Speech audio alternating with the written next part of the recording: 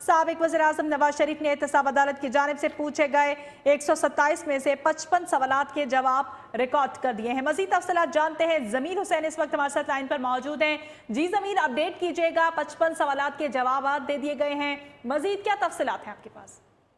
अदालत में आज एमन फील्ड रेफरेंस की समाअत हुई। साबिक वज़ीर-ए-आज़म मियां मोहम्मद नवाज शरीफ, मरियम नवाज और कैप्टन रिटायर्ड सफदर अदालत पेश हुए थे। बर वक्त इस केस की कार्रवाई का आगाज हुआ था और बाकायदा तौर पर जो पिछली पेशी पर सवालनामा फराहम किया गया था उसके आज जवाबात मियां मोहम्मद नवाज शरीफ साहब से तलब किए गए और बाकायदा तौर पर आज 128 सवालात थे जिन पर मियां मोहम्मद नवाज शरीफ से जवाबात तलब किए गए। और अभी तक जो अभी थोड़ी देर पहले समाअत मुलतवी हुई है तो मियां मोहम्मद नवाज शरीफ साहब ने 47 सवालात के जवाबात दिए हैं और तकरीबन कई घंटों तक मियां मोहम्मद नवाज शरीफ एहतसाब अदालत के जज मोहम्मद बशीर के सामने रोस्ट्रम पर मौजूद रहे और सवालात के जवाबात देते रहे।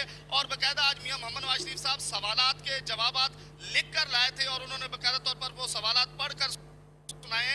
आज सबसे ज्यादा अहम बात यह देखने में आई कि आज मियां मोहम्मद नवाज शरीफ ने एक तो अपनी जो है उम्र के हवाले से बताया कि मेरी जो एज है वो 68 साल है। उसके अलावा जो सरकारी ओहदों पर वो फायज रहे, कितनी बार वो वज़ीर आज़म रहे, वज़ीर आला रहे और दीगर ओहदों पर जो फायज रहे वो डिटेल फराहम की। और उसके अलावा उन्होंने GIT के जो मेंबरान थे उन पर एतराज़ात के हवाले से बात की और उस दिन भी उन्होंने कहा कि मैंने पहले भी जब GIT बनी थी तो एतराज़ात उठाए थे और आज भी उन्होंने उनके एतराज़ात पे बात की। बाकायदा तौर पर इरफान मंगी, उसके अलावा जो बिलाल रसूल, उसके अलावा हमाद अजहर जो कि गवर्नर अजहर के बेटे थे और PTI में उनकी वालदा। बहुत शुक्रिया ज़मीर हुसैन तफसीलात से आगाह करने के लिए।